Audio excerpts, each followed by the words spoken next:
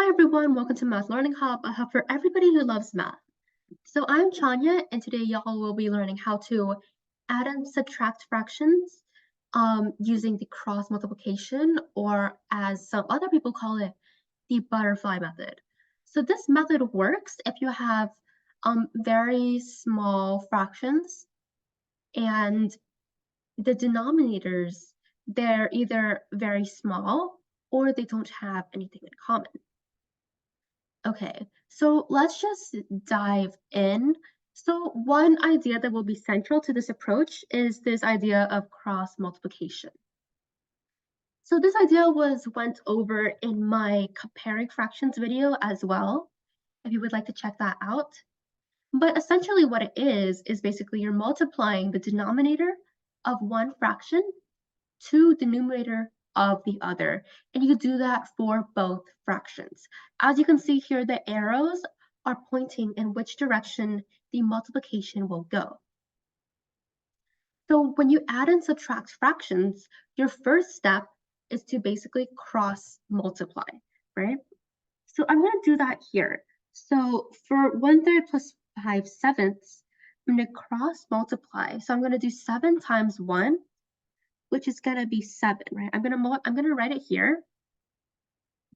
Then I'm going to do my other cross multiplication, which is 3 times 5, which is 15. And I'm going to write that here, right? So now that you've done that, let me write my plus sign again. So the next thing to notice is that whether you're adding or subtracting the fractions. So in this case, you're basically going to be adding the fractions, right?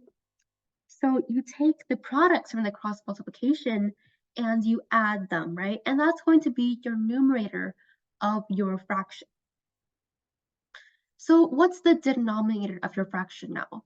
Well, that is actually just going to be the two numbers, the numbers here and here, multiplied together. So that's going to be 3 times 7, which is 21. So your final answer here is going to be 22 over 21. I'm just going to highlight this so you can see that it's our final answer. So to add the fractions, we basically took this idea of cross multiplication and we divided by the products of each of the denominators. And I'm going to show you why this works at the end of the video. But for now, let's move on to our second problem, which is 2/5 minus 3/11. So here, I'm going to cross multiply again.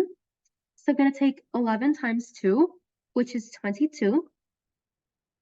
And I'm also going to take 5 times 3, which is 15. And now I need to remember that I'm doing this subtraction operation. So I'll need to subtract these two for my numerator. Now for my denominator, what is my denominator? Well, that's just the product of these two numbers, 5 and 11. So that's going to be 55 as my denominator. So my final answer here is going to be 7 over 55 after you've evaluated it all. Right? Okay, so our last problem here is going to be 5/8 plus 5/6. And you'll notice that the denominators actually have a factor of 2 in common. And because of this, if we use this cross multiplication method, we will have to simplify at the end. And that's okay. So let's just jump into it. I'm going to do my cross multiplication again.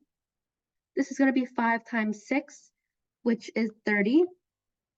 And here it's going to be 8 times 5, which is 40, right? So now we need to remember, what operation are we doing?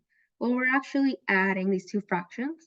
So we add the numerator, we add the products for to create the numerator. And for the denominator, what we do again is we multiply these two denominators. So we're going to yield 48 over here. So this is going to simplify to 70 over 48. But are we done yet? No, we are not.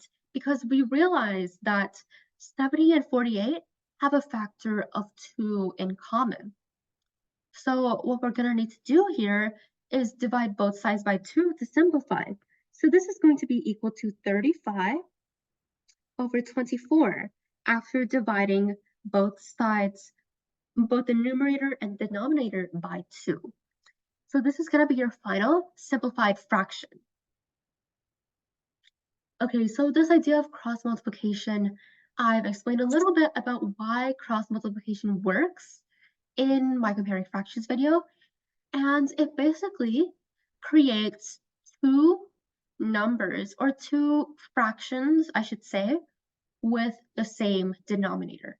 So when you're multiplying 7 by 1, what you're basically doing when you're looking at this first example, when you're multiplying 7 by 1, you're basically creating the numerator of a fraction that has denominator 21, right? So you're basically converting these fractions into fractions with the same denominator. Same thing happens when you multiply this 3 by 5 here.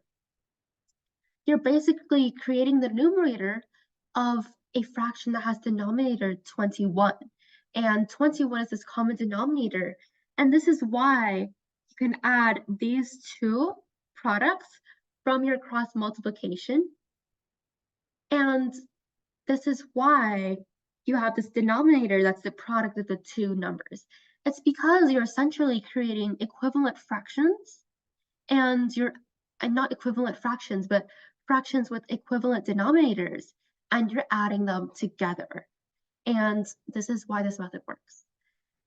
So I hope you enjoyed this video and you hopefully learned something. I've included some practice problems that you can do, and the answers will be in the description. Anyways, thank you all so much for watching, and be sure to wait around for more. Bye!